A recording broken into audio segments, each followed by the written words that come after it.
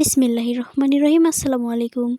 তো অবশেষে কিন্তু আমরা বরযাত্রীতে এসে গেছি। আর এসে কি খেলাম পুরো ভিডিওটা কিন্তু আপনারা দেখতে পাবেন।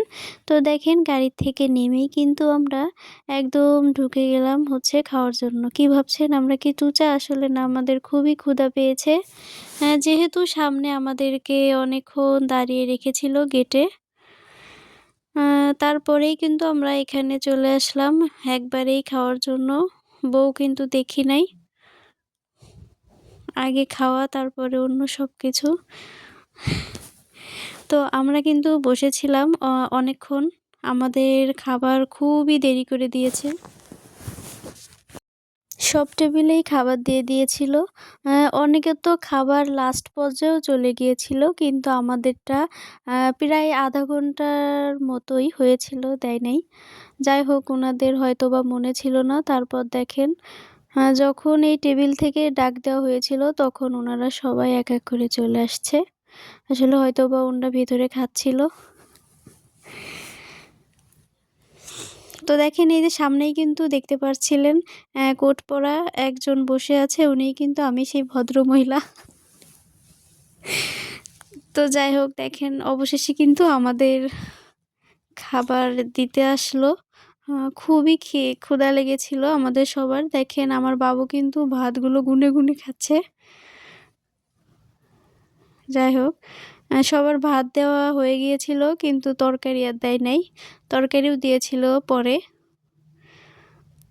বলার পরে।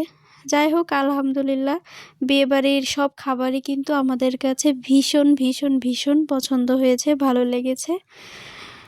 আসলেই যে রান্না করেছে যে বাবুর্চি, তাকে অনেক অনেক ধন্যবাদ, অসংখ্য ধন্যবাদ এত সুন্দর করে রান্না করার জন্য আর আমাদেরকে খাওয়ানোর জন্য। আলহামদুলিল্লাহ। তো তারপরেই কিন্তু আমি বাবুকে দিচ্ছিলাম এক এক করে সব কিছু। সে কিছুই খাচ্ছে না, শুধু খাচ্ছে অবশেষে কিন্তু খাওয়াটা শেষ হয়ে গেল, চলে গেলাম পান খেতে।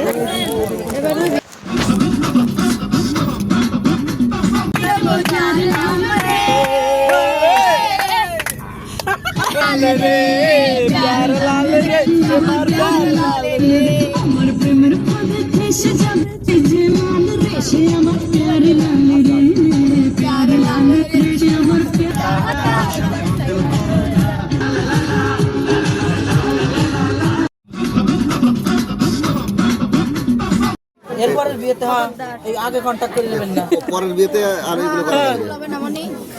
ভালো কাছে কি যে মানুষ কাছে যে গাড়ি সাজালো না তার কাছে পরের বার সাজাবে, পরের বার দেশে দিয়ে দেবেন। দাঁড়া চেঞ্জ করে ফেলি, পরে ওইটাতে দিবানে শেষ করে যদি কন্টাক্ট না করা থাকতো